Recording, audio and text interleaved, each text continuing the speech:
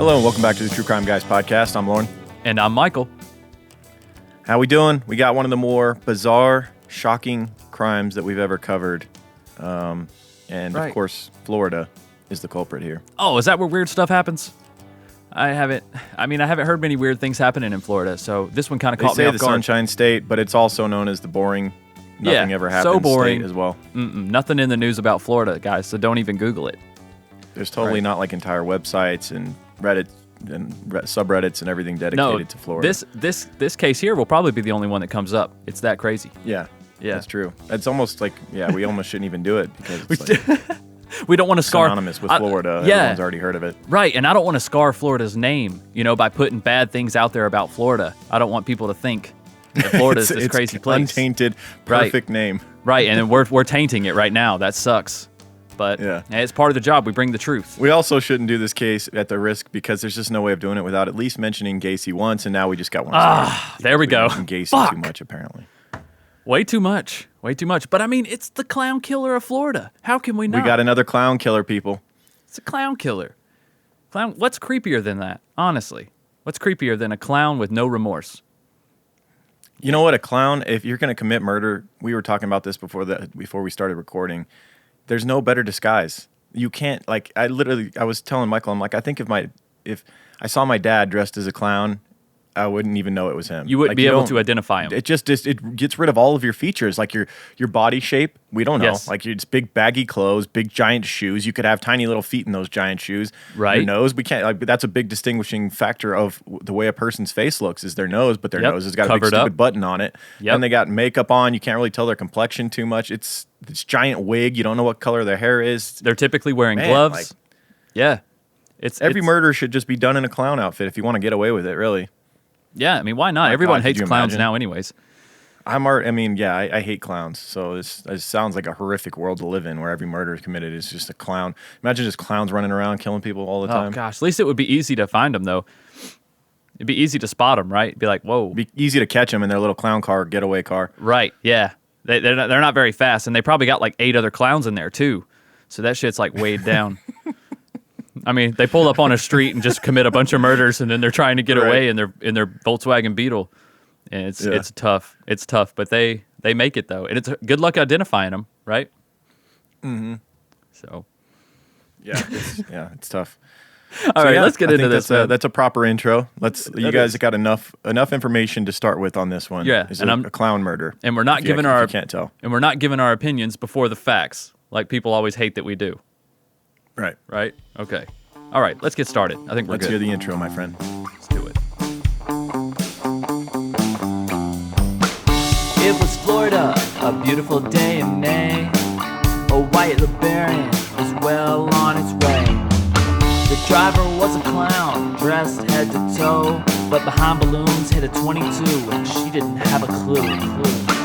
It was Florida, the Sunshine State.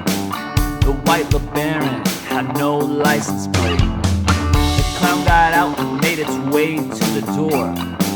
That's when she knew what the clown was there for. And it was bad. Yeah, it was bad.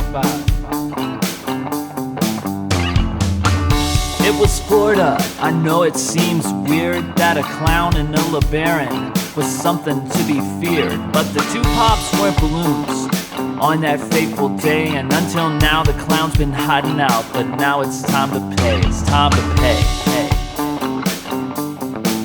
It's time to pay. It's time to pay.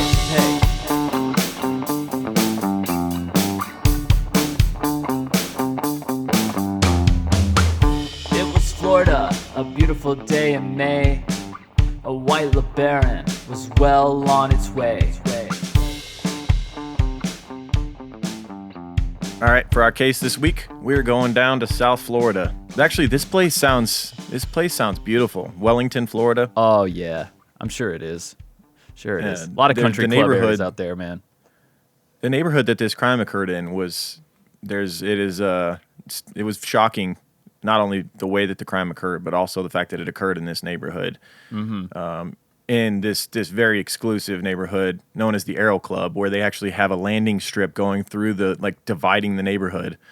It's a bunch of basically rich retired people. A 'cause lot people of them have their own airplane hangars and helicopters, and it's pretty freaking fancy. That's what I was going to ask. I guess a lot of the residents fly in and out of there, probably for work and whatnot. Okay. Well, not just for work, but just for recreation. Grocery store runs. Retired older guys that they take their plane out, 3 days a week and fly around and Just fly around. That must be nice, huh? Yeah. Yeah, I think I'll go for a life, flight. huh? Yeah. I think I'll fly down to Mexico. I think I'll fly down to the Bahamas, see what's going on down here. yeah, right. Go pick up some coffee from Colombia. Yeah, exactly. I'll Fly down. be back by lunch. Yeah. Damn. Get some fresh brew, Hey, nothing better than that, man. You got to brew your own beans. Yeah, we still haven't gotten a coffee sponsor. We did have someone hit us up and say that they reached out to a coffee company that they love that's local to them on our behalf and say, hey, this podcast wants a coffee sponsor. We haven't heard back quite yet, but we're still pushing. We still want a coffee sponsor, people. Yeah. Make it happen. Spread the word, peeps. Spread the word. Yep. We're not asking to be paid a whole lot of money. We just want mainly coffee. We just want the will coffee. Work for coffee. We will work. We already do, if we're honest with ourselves. Right.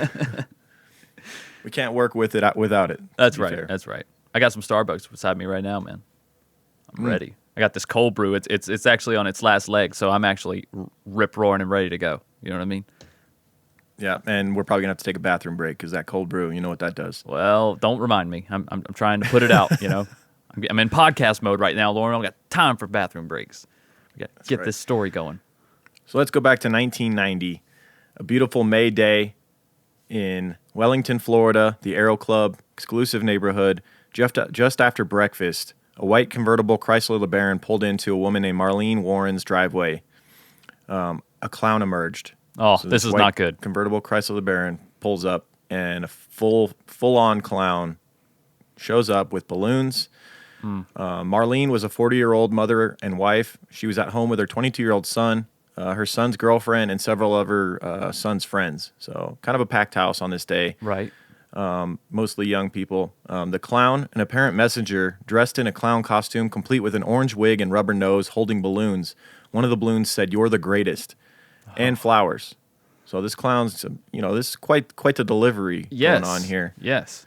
Someone seemingly paid quite a bit for this, for this delivery of balloons and flowers to be brought. Right. This is quite the charade.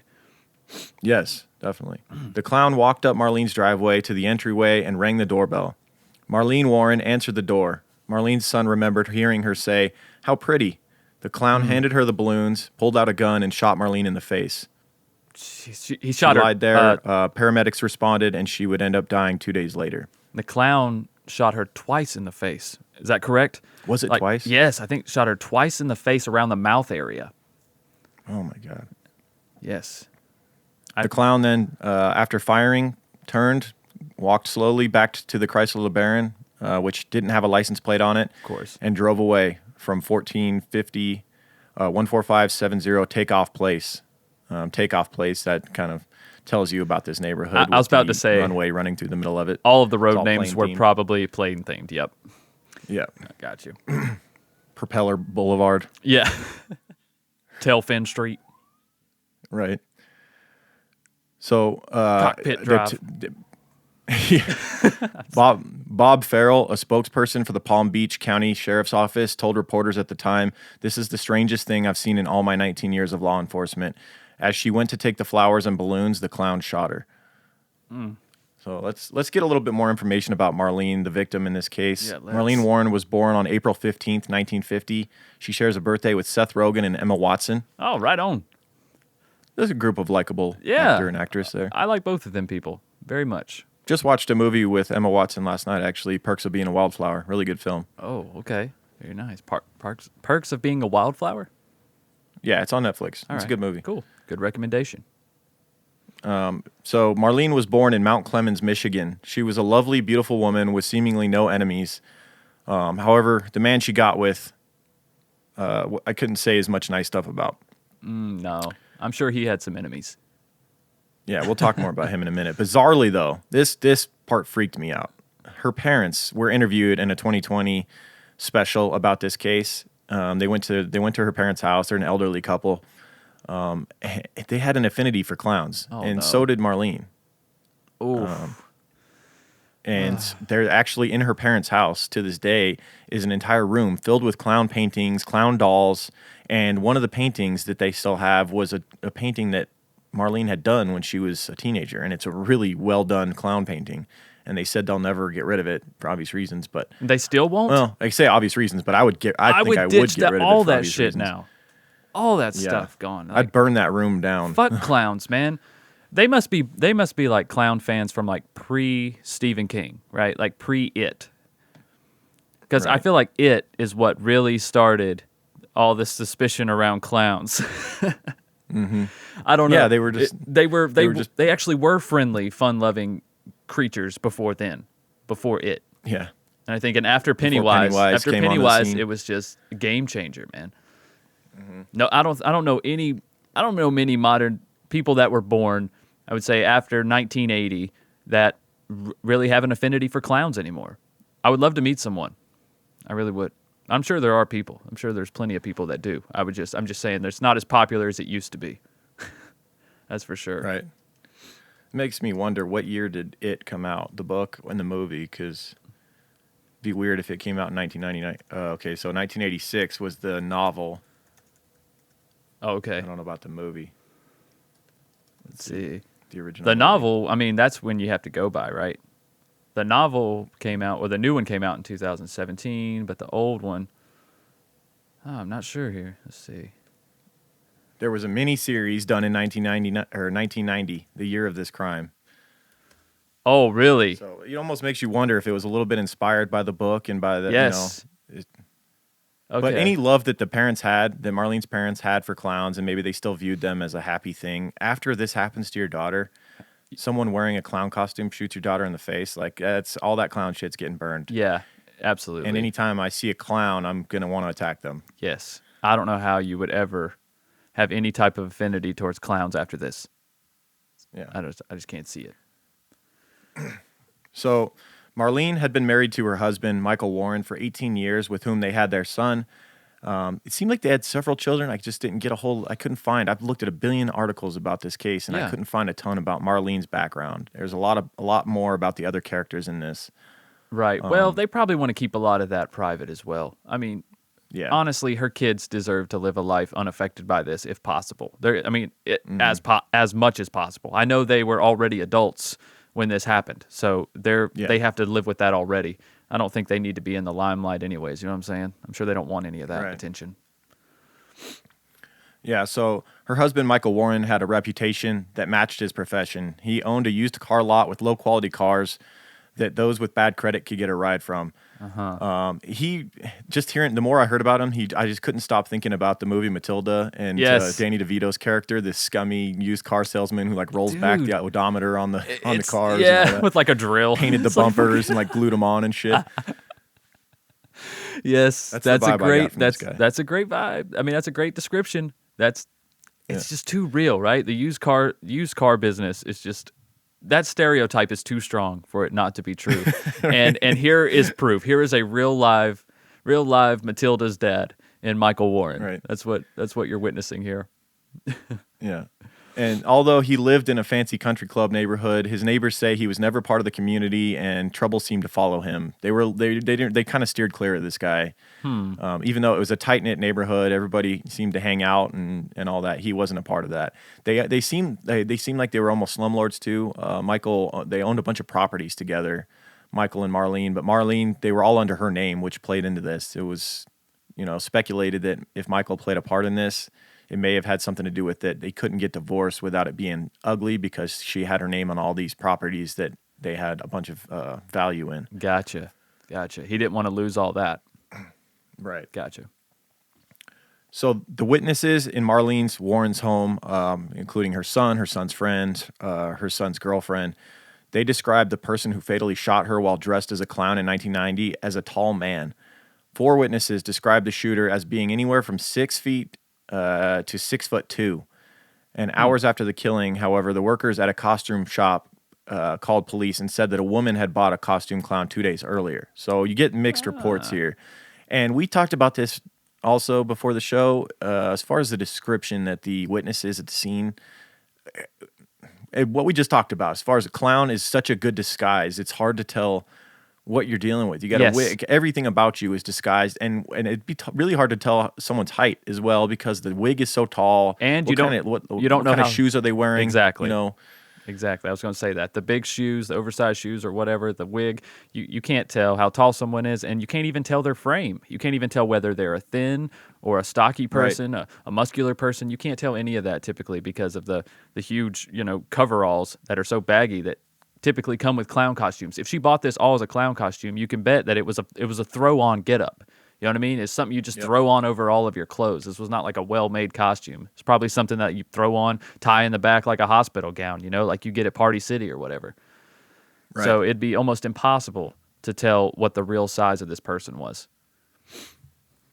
Now, the costume came from a costume shop. According to the owners of said costume shop, a woman had showed up 2 days prior to the murder and had showed up after they had closed and was adamant about getting this costume. And I'm not sure if they had everything. Just had to have it, huh? Available at that moment. She basically ordered it, and it was like just dressed to the nines clown costume, like everything, that a professional clown would have. Right. And I thought this was kind of silly at first when I heard about this. I was like, why didn't she just get what they had available? But then again, if you're going to go make a random delivery, I think the only one that makes sense would be the clown.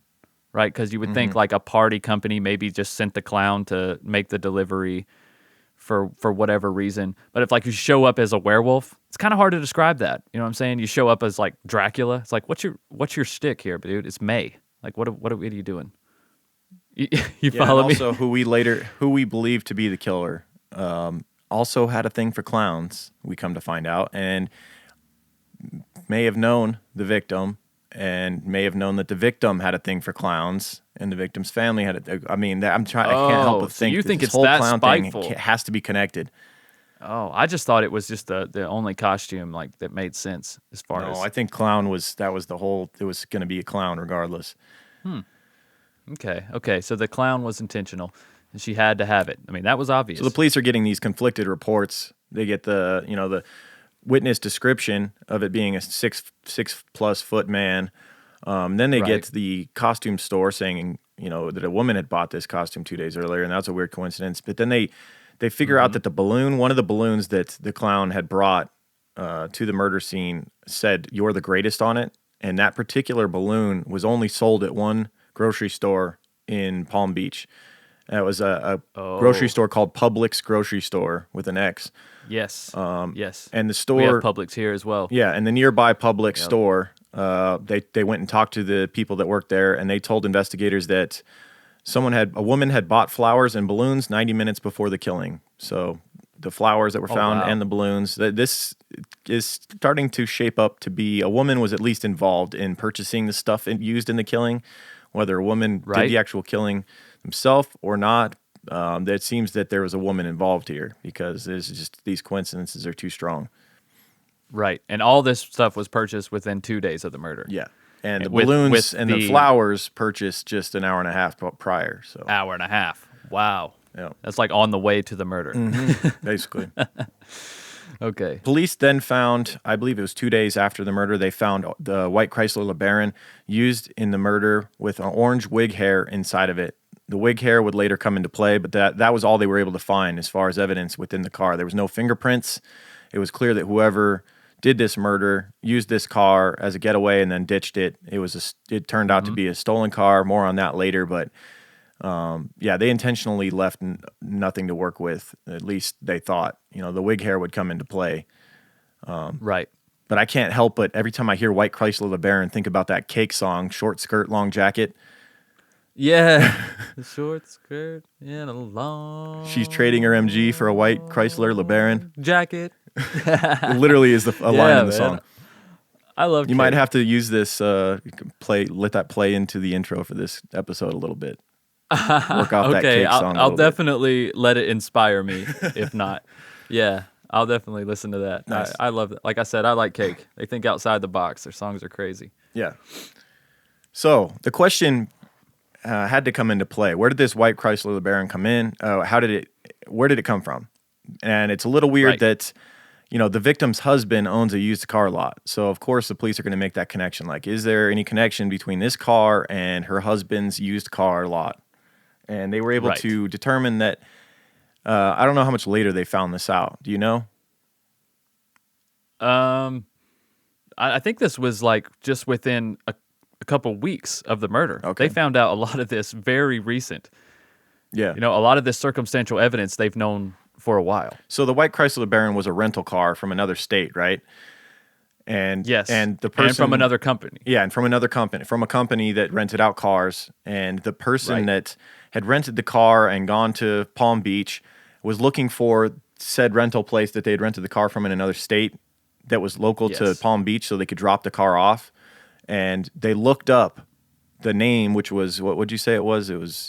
It was something regarding Payless rental cars or something like that. a similar name And what that Michael's Yes. used car lot had. And they got confused, and they Yes. contacted Michael's used car lot, and him being a scummy guy that he is, was like, yeah, bring it by and drop it off. That's fine. And basically stole it, essentially. basically stole the car. He saw an opportunity to have a car, right? Yeah.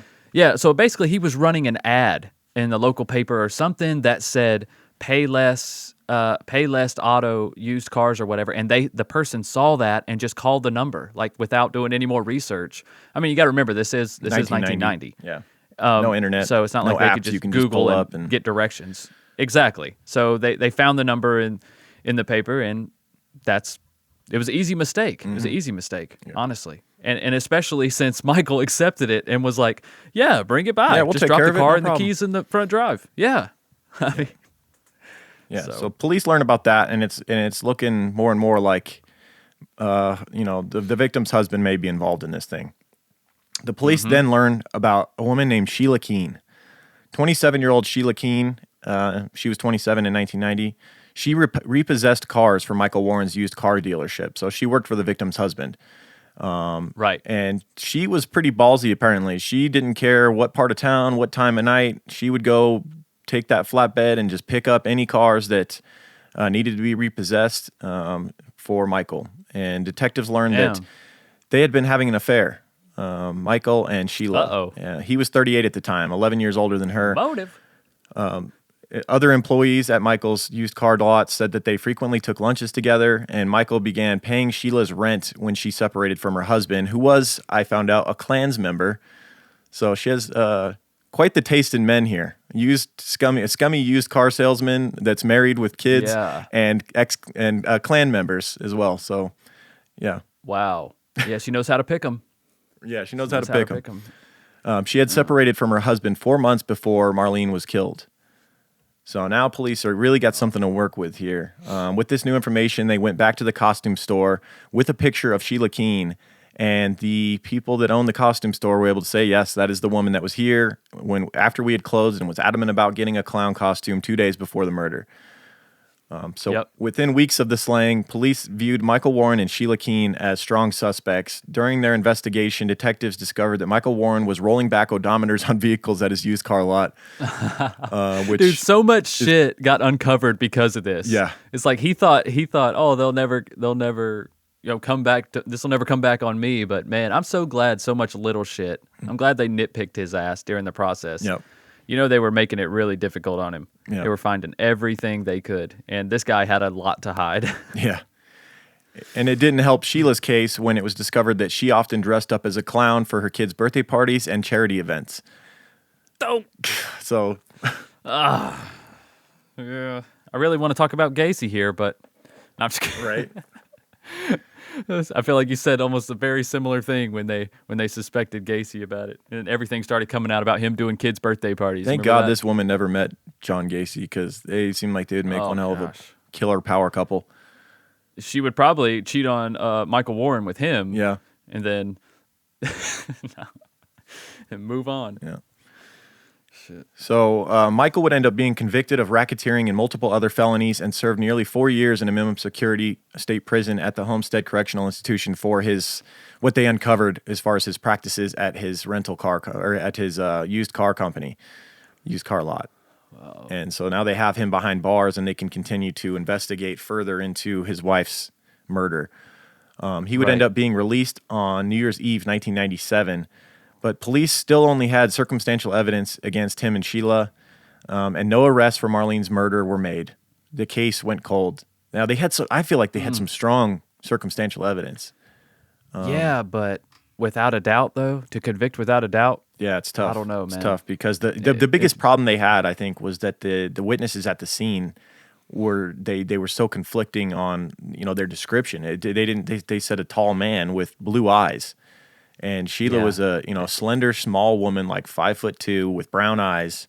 with brown eyes. Yeah, it just didn't was- match up. And these are people that are at the Nope. murder scene. Yeah, I know. So more but, on that. But clown costume, though. But clown costume. know, I That's know. what people got to understand.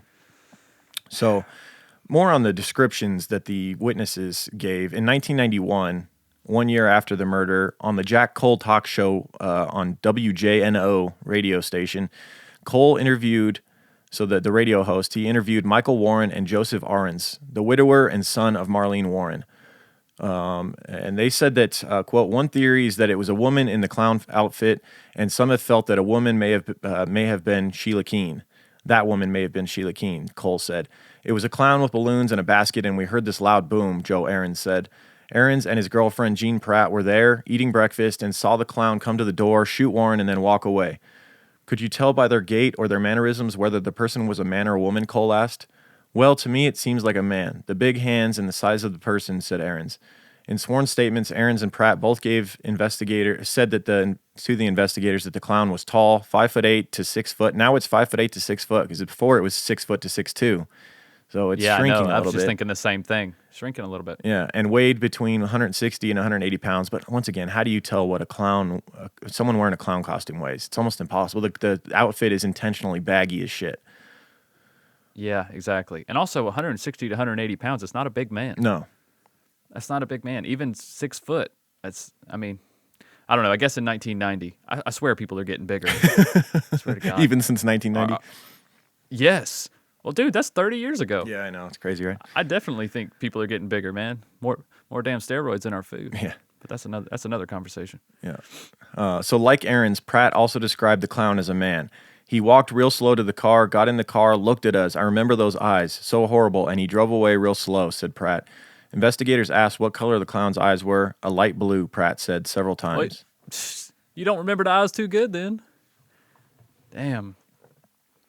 But again, face paint around the face, whether it be white or a blue shade, it's gonna reflect light differently. It's gonna be almost impossible. And Pratt is saying that the best look he got at the clown was when the clown was across the street in the car. You're all the way up at the house, and you're able to see through all the makeup and stuff what color the clown's eyes were from that distance. And you're in impossible. shock. Someone close to you has just been shot in the face. Like I don't know. It's tough. That's a tough situation to get a description. Right. I'm sure the memory is in your head very vividly, but that doesn't mean it's correct. Yeah, memories can be You know what I'm flawed. saying? Just because that's right, and just because something traumatizing happened and you feel like you'll never forget it, that doesn't mean that you remember it correctly. Mm-hmm. There's a lot of and then imagine with that many people in the room, Lauren, all those witnesses, they were all talking amongst themselves. And then, how many of them had different opinions, but didn't want to go against 5 or 6 They all other kind of people come to that a already consensus. stated. Someone says something, it changes your Exactly. opinion. You say something, changes their opinion. And That's correct. Yep. And then telephone overall, you have this basis opinion that's wrong overall because everyone's trying to appease everyone else, or maybe they're doubting their own vision. And it just seems or like their own such an memories. unlikely crime for a woman to commit that maybe they just assumed just instinctually that it was a man as well. True that. Yep. And Sheila Keene, actually, now that I'm thinking about it, she's taller than I thought. She's 5'8" and was very She's slender at the 5'8", time. yeah. That's a tall woman. And they said their Yes. description, the person could have been 5'8" to 6 foot in their second description. In their second description. Yes. So we're Yes. getting closer now. And also, that description was on a talk show. That wasn't to the police. Right. The police description they gave was 6 foot or taller, 6'2". So you need to be telling the police the 5'8". That's a big difference. 5'8" to 6'2" is a big difference. Yeah. And Sheila's hair is brown and her eyes are brown or possibly hazel. Now, the hair is irrelevant because she was wearing an orange wig, so the hair color Right, means irrelevant. nothing. But in addition to thinking the killer was a man dressed in a clown outfit, both Ahrens and Pratt described a different style of getaway car than the white Chrysler LeBaron police found nearby.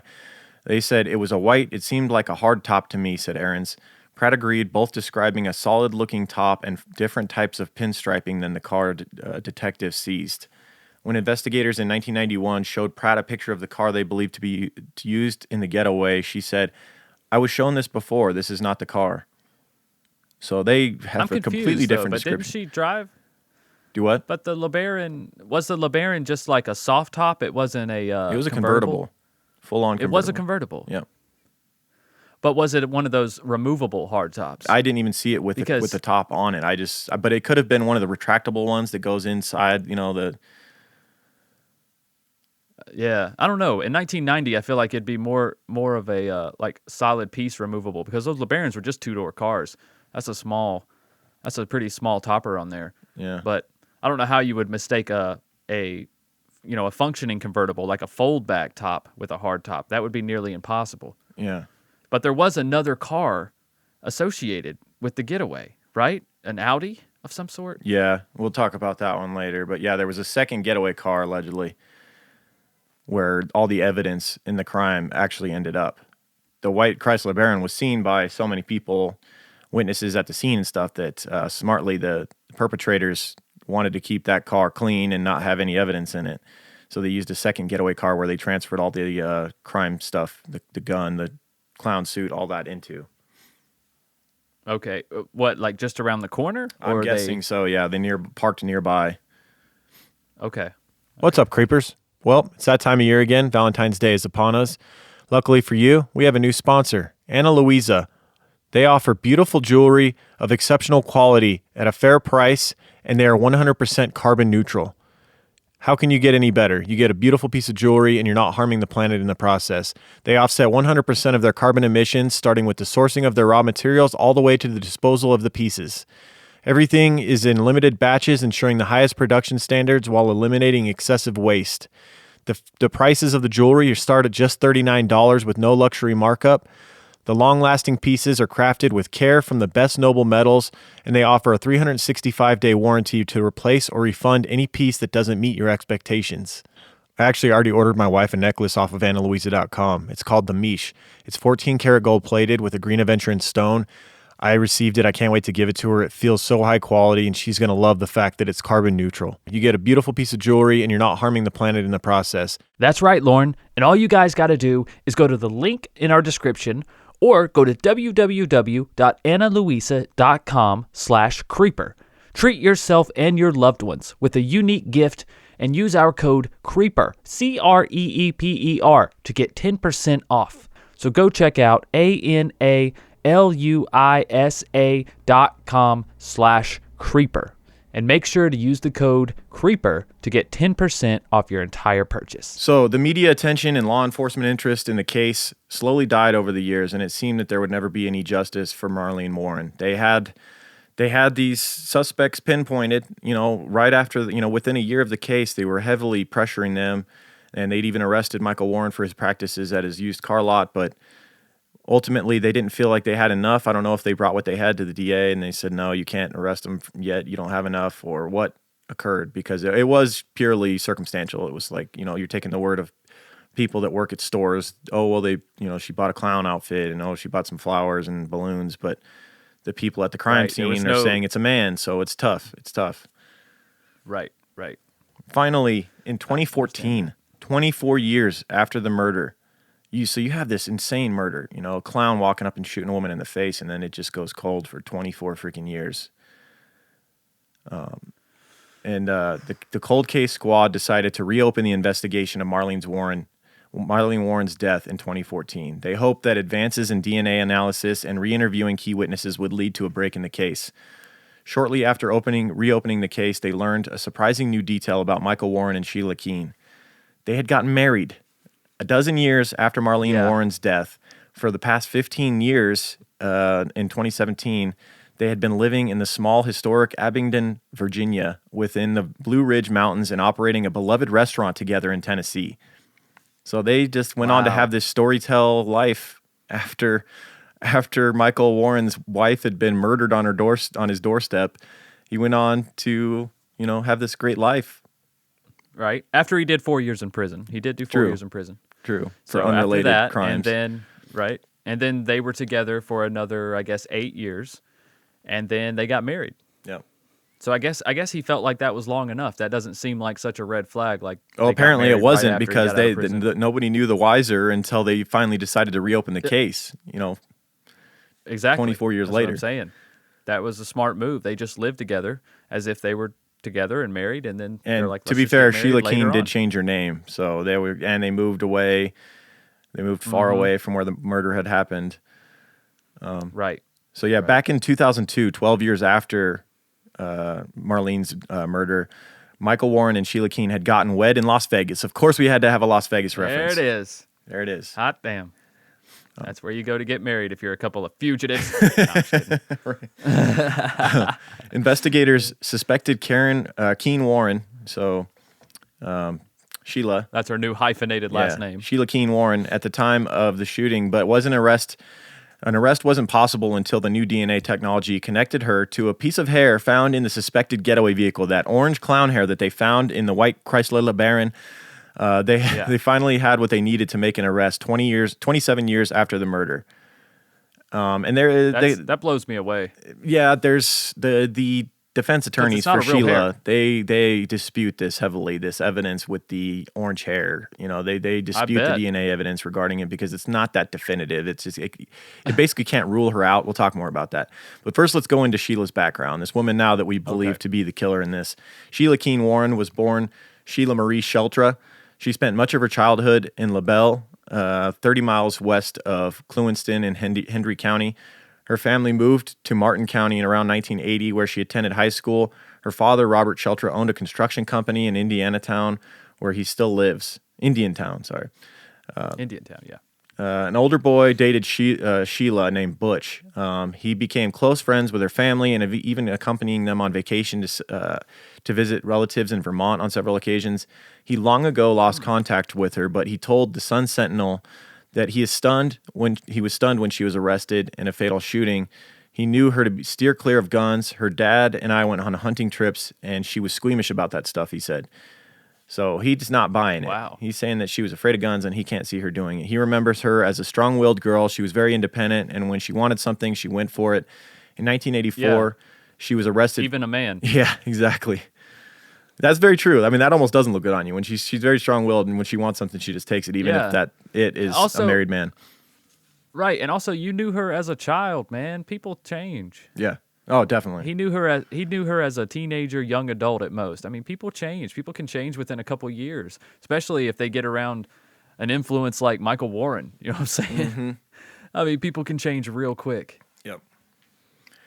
In 1984, she was arrested for shoplifting in Palm Beach County. That was followed up with a felony theft charge in Margate in the summer of 1986, and she was sentenced to 6 months probation for that one. The following month, a pregnant Sheila Sheltra married Robert C. Keene. She was 23, he was 41. They made their home in Pahokee, and their son Charles was born 3 months later. By 1990, both worked for Michael Warren at Bargain Motors in West Palm Beach. Sheila filed a domestic violence complaint against her husband in January of 1990 and moved into an apartment with rent reportedly paid by Michael Warren, and that's where this whole thing kicked off. Now we're caught up. And she would end up divorcing her Ku Klux Klan member husband and moving on to a scummy car salesman, with whom she could then go on to kill his wife, and they could get all the rental properties and all that money and live happily ever after, they thought. Right. Seems like a successful plan. Yeah. As the clown killer, police say Sheila Keene Warren wore garish face paint and a red bulb nose when she shot her lover's wife in the face. But in a quaint tourist town in the Blue Ridge Mountains where she has lived since at least 2002, some say she wore a different disguise. She was going by the name Debbie Warren, a doting wife, restaurant owner, and outgoing neighbor. For the 15 years from 2002 to 2017, Sheila and Michael Warren made their home in a small, historic Abingdon, Virginia.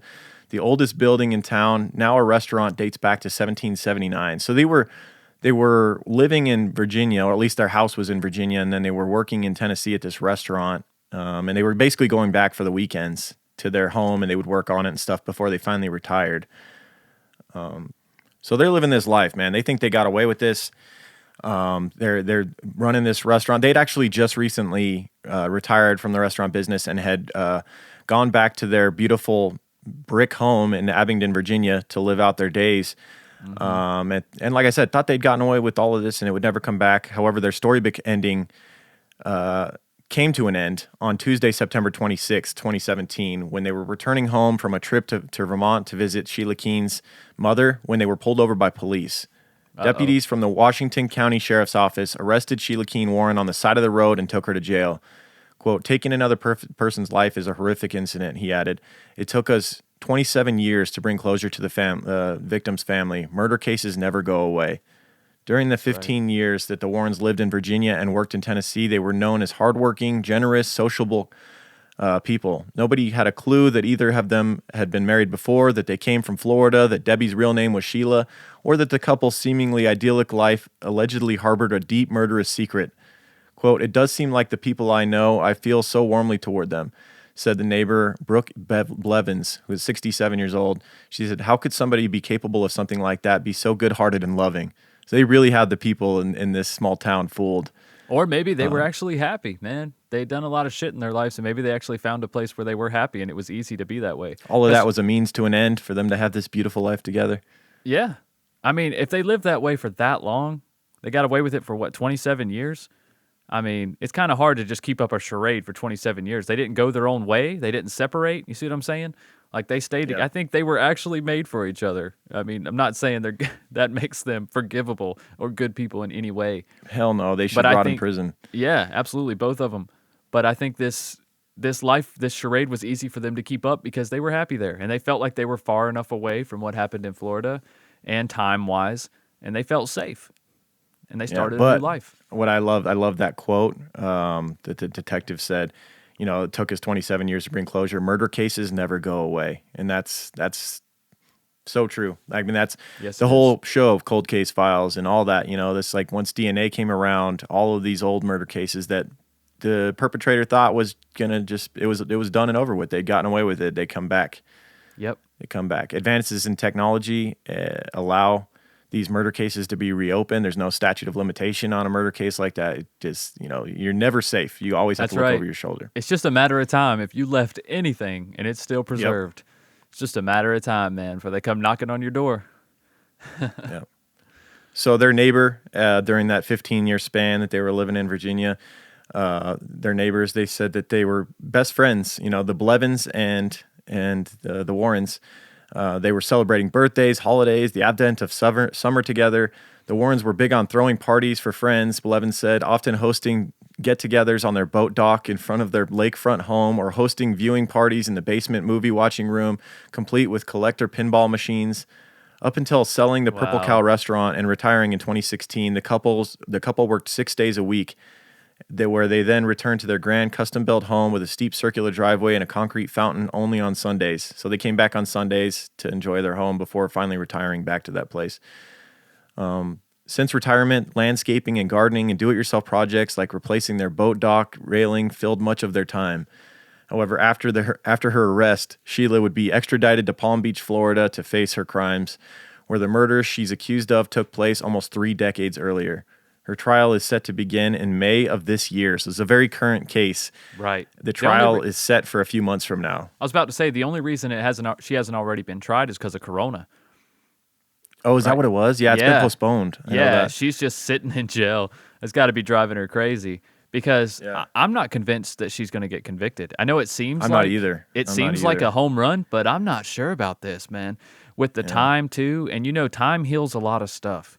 Time does. It heals a lot of wounds. Well, and it also brings into question witness testimony because it's like, dude, 30 years ago. That's exactly right. You have to go off of what they wrote back then more than what they say now. So they have to go off of what they wrote right after the crime happened when they said it was a 6 foot tall man. Precisely. That's going to weigh heavier, you know, as far as a jury, I think, than whatever the witnesses say now, whether they stick to that story or they change it. That's right. Yeah. You can't change it now that you see the person of interest. You can't change it now. And then also how much Sheila has aged. She looks like a feeble, kind old woman now. She doesn't look like she could perform this type of horrendous crime, right? So that plays on people's psyche as well. I'm just not convinced that she's gonna pay for this, Lauren. I really don't think so. Yeah, But I we'll was thinking see. the same thing, but we will see. I don't know. There's definitely a lot of stuff there's so much circumstantial evidence, and then according to the prosecution, they have DNA on the wig hair that match that at least you know They got some of her somewhat DNA on connects one Marlene tiny to it. piece of fake hair. Or I mean, Sheila. What? They got some of her DNA on one tiny piece of fake hair. Right. Like what do you mean? What kind of DNA? Like from her hair or like Let's get into that. that's crazy. So we'll go through we'll go through a little bit of what we're looking at as far as the trial, what the prosecution has, what the defense team has. Yeah. So not only did witnesses in Marlene Warren's home describe the person who fatally shot her while dressed as a clown in 1990 as a tall man, but her defense team also says that the hair evidence used to arrest the long suspected shooter nearly 30 years later is misleading. In court documents made public in January, Sheila's defense attorneys attacked evidence and outlined several reasons their 57-year-old client should be released from jail before her trial that is slated to begin on April 9th, but it has since been moved to May.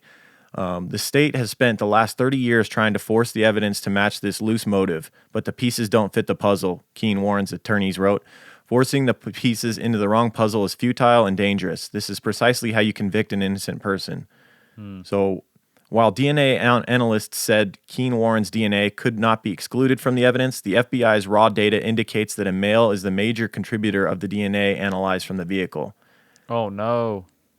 Investigators had previously connected the car to Michael Warren, which lawyers argue could mean that at any point Keen Warren could have been in the car and left her DNA behind, but they argued that it did not validate the accusation that she killed Marlene Warren.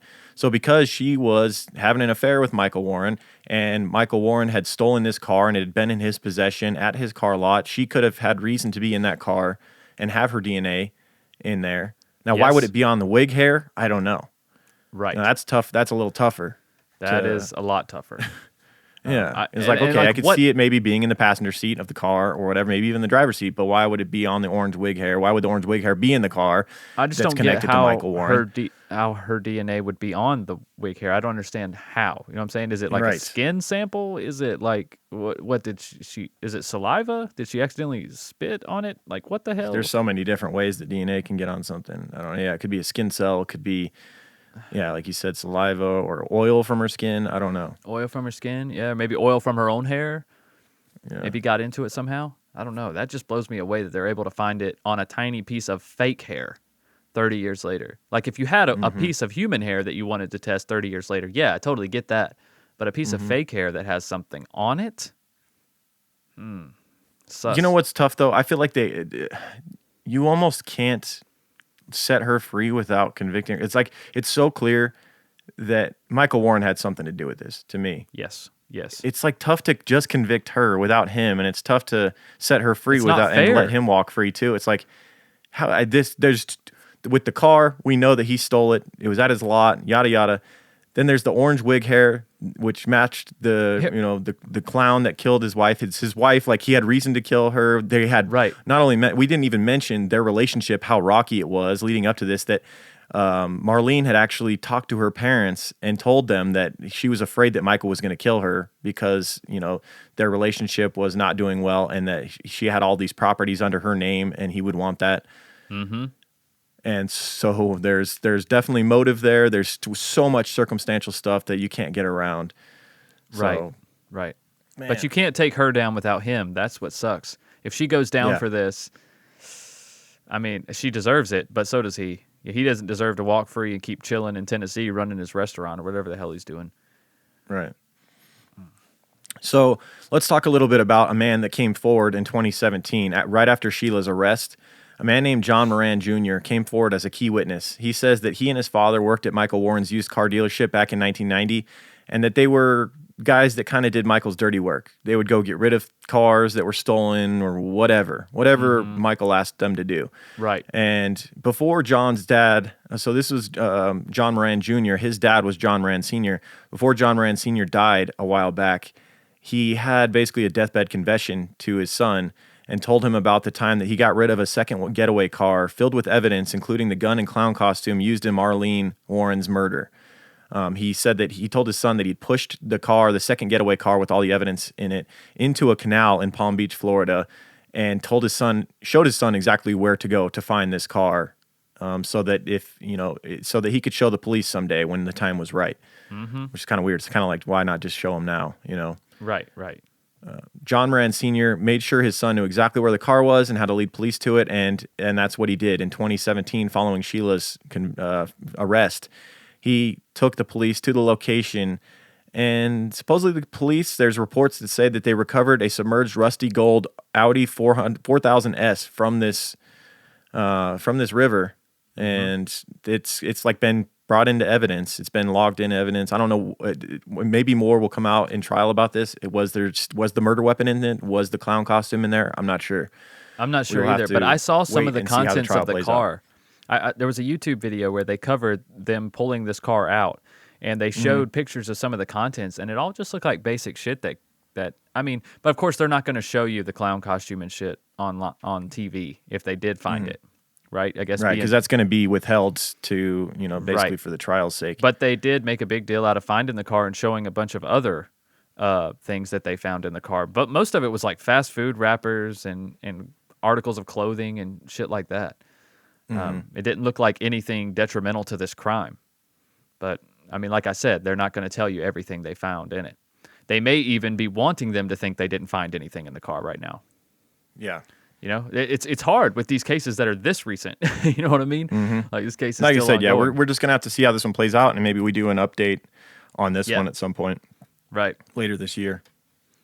Because I'm curious good. to see how this turns out. I'm 50-50 on whether she gets convicted or not. I'm kind of with you. It's like, man, I think there's a decent chance she walks on this because of how much time there was. It's like they couldn't get quite enough evidence back in 1990, and they would have had a stronger chance, I think, of convicting her back then. I don't know. Oh yeah, no doubt at all, man. But all right. Horrific case. One of the you can't get that image out of your head of this clown walking up and shooting this woman in the face on her own doorstep, handing her balloons, her saying how pretty about the flowers, and then boom. Right. It's just like that changes, and in that neighborhood as well. Think about everyone in that house, man. Probably has PTSD from that experience. Yeah. No doubt. No doubt. Her son supposedly was in a cast at the time, her 22-year-old son, and chased the car with the clown killer in it down the road. Yeah. He was in a an neighbor arm cast, walking obviously. his dog heard what he thought was a nail gun, and it was actually the sound of Marlene being shot. And he saw the family freaking out. He was the one who told his wife to call 911. Wow. So, yeah, picturesque, beautiful day in a beautiful neighborhood, and then something like that unexpected happens. And it's still being basically fought about to this day in 2021. There's still going to be a trial about it. And they're doing it in May, right? So we'll find out in May. Yeah. That's when it's scheduled. Yeah, late May. Late May is when the trial, I think it's like the 20-something. But it could be moved again. Who knows? It keeps getting kind of bumped around, pushed back. Right. Depends on Corona and whatnot, too. COVID, what's going on with that. Yep. So, let's talk about some Oh My Gaia. Yeah, let's do it, man. Oh My Gaia is an innovative, all-natural deodorant, fragrance, and beard oil company specializing in paraben and aluminum-free products. Their innovative line of deodorants inhibit the growth of odor-causing bacteria while maintaining effectiveness. At Oh My Gaia, they use only all-natural, paraben, and aluminum-free organic ingredients. And there's tons of scents to choose from, regardless of the vibe you're going for. They got vanilla, cherry almond, sandalwood, lavender, lemongrass, Egyptian musk, coconut, dreamsicle, leather, lumberjack, honeysuckle, fireside, bergamot, amber, pear. And there's even unscented, if you like. If you don't want to scent at all, but you just want to keep your own BO at bay, Oh My Gaia can do that for you as well. And we have our very own scent called True Crime Pine. And you guys have access to all of these scents, plus scented oils, beard oils, incense. Oh My Gaia can do it all, guys. They can make your house and you smell good. And because you're True Crime Guys listeners, you can use the word CREEPER, CREEPER, for 15% off your order at shop_Oh My Gaia on Instagram or at ohmygaia.com. That's OHMYGAIA.com. And that's the word CREEPER for 15% off, guys. You won't regret it. You won't find a better deal. Go do it. Smell better. Don't stink. That's right. Don't stink. It's good advice. All right, we got. I want to thank a few people who've taken the time to leave nice comments, rate and review the show, things like that. I want to say thanks to Tina Strider from the U.S. said, hooked, 5 stars. Love listening to you when I come home from work. You guys make it fun and interesting to listen. Keep up the amazing job. Also got your stickers, and they're awesome. So, yeah, if you want stickers, you can either become a $5 a month patron member and get the gold Creep Band sticker, very prestigious, or you can just click. There's always a link at the bottom of our episodes where you can click that and donate a few dollars, and then I personally send you a little postcard and some stickers in the mail. So that's always an option as well. That's still going. We don't advertise that much anymore, but I can see that you still stay busy with those sticker donations from recent episodes. So yeah. And so also, we don't do this often, but why not? Let's thank some people who have left comments on our Instagram post. Check us out on social media at True Crime Guys, Twitter, Instagram, Facebook, all of that. Yeah. We post artwork of each episode that we do, usually. Michael's pretty good about doing it every week. I try to keep on our up latest with it. episode, he posted a really cool picture, and we got some comments. Ann Hillsborough said, just about to listen. Zoe Bear said, horrific case. Zababy216 said, great episode. And Thank you. the dog sitter CT said, a shame, very sad, great episode. And Murder in the Heartland episode was great. The Friends You Keep, definitely a must see. Yeah, that episode we watched, Murder in the Heartland. Yes, that's the a Emma great Walker episode. in regards to last week's episode. Yes, the murder of Emma Walker. So yeah, thanks for all the comments and everything on social media, guys. We do appreciate it. We do see it. I know we Yes. don't respond to it on the show as much as we should, but we usually write back if you ask questions or anything like that. We're pretty good about correspondence. Yes, absolutely. And we appreciate the you guys sharing us in your Instagram stories as well. If you guys Oh, tag us definitely. and tweet us or tag us in an Instagram story, we'll also share your story. So if you have things that you like to promote, hey, you promote us a little bit, we'll promote you. That's how it works, guys. So we appreciate it. Anything else? Yeah, just check out Patreon, patreon.com/truecrimeguys. $2 a month gets you access to tons of premium content. You get the next week actually is going to be a Patreon only episode. So the only way you'll hear us next week is if you become a patron member or you already are a Patreon member. That's right. And usually the episodes, we do a lot of bigger cases, big name serial killers. A lot of times they're 2 to 3 hour long episodes. And if you become a $5 a month patron, you get that gold sticker I talked about, but you also get access to Just the Banter, another show that we do. Me and Michael, we just sit down, and if you love the banter on our show, some people bitch about it. A lot of you guys love it. It's literally just a show of us bantering. We just sit down and talk about whatever we want to talk about. Sports, dogs, investing, whatever. Nothing's off limits. It's just wherever the conversation goes, that's where we go. And we started out put that doing up every these, Friday. Yeah, we started out doing these at like 30-minute segments, but now they're turning into like hour-long Just the Banters. So I guess that's a win. And it's also a great way to stay current with the show and what we're into and what's going on, because we record Just the Banter on Friday afternoons, if you don't know, and then it's posted by Friday night, typically. Saturday it's very morning fresh. at the latest. So it's very fresh. If you guys want to respond to those types of things, that's a good way to stay in the conversation with us and kind of get to know us a little bit better. And like I said, that's available through Patreon, patreon.com/truecrimeguys. But if you're already a patron of True Crime Guys, you're not a freeloader anymore. Guys, check out our other show, Strange and Unexplained. Anywhere you listen to podcasts, if you search True Crime Guys, you should be able to find Strange and Unexplained. You'll see the logo on there, True Crime Guys Presents. There's two velociraptors on the podcast logo there. And we just released episode 47 this past Monday. You guys are listening to this on Wednesday. If you guys are listening to this on Wednesday, episode 47. So we release new episodes of Strange and Unexplained every Monday on the free platform, guys. And what we do is we break down unsolved missing persons cases, strange phenomena. We do some cult cases on there. A lot of things. We have an episode on eugenics. Just all sorts of things like that. So if you guys want to venture into the supernatural, venture into the unknown, the weird, Strange and Unexplained might be a great way to do that. So, and also check out our merch. On that show, there's been mention of alien abductions, Yetis, Bigfoot. Yeah, pretty much. You name it. We've covered a lot of stuff that we'll never talk about on True Crime Guys. If you like Yes. conspiratorial stuff, Skinwalker you can find Ranch. out where we stand on those. I'm more of a realist, but I also like to I think it's fun to dive in and consider things like that as well. It is. So. I take it as a challenge. I try to take all of the things and debunk them with a legit theory. So if you guys are actually looking for something like that, not just to have, oh, look at this, it could be this. It's like, yeah, I'm going to give you that as well, but we're also going to bring you down to earth a little bit and be like, here's a legit explanation for why this may have occurred. That's the kind of information I want to bring. So, not to say that there's not things that we don't understand. There is, and I'm glad there is. Just saying, we do our best here on True Crime Guys to stay level-headed and grounded on those sorts of things and bring you real opinions. So, one more thing, guys. Check out our merch, truecrimeguys.threadless.com. And you guys, we have all kinds of new updated merch designs on there, and you guys can get everything from shirts to fucking shower curtains. I mean, there's everything on there. Hoodies. We have shower curtains? Yeah, get you a shower curtain, bro. What? Shower curtains, tapestries, Is that pretentious art. to have a shower curtain of my own podcast? Yes. That's what I thought.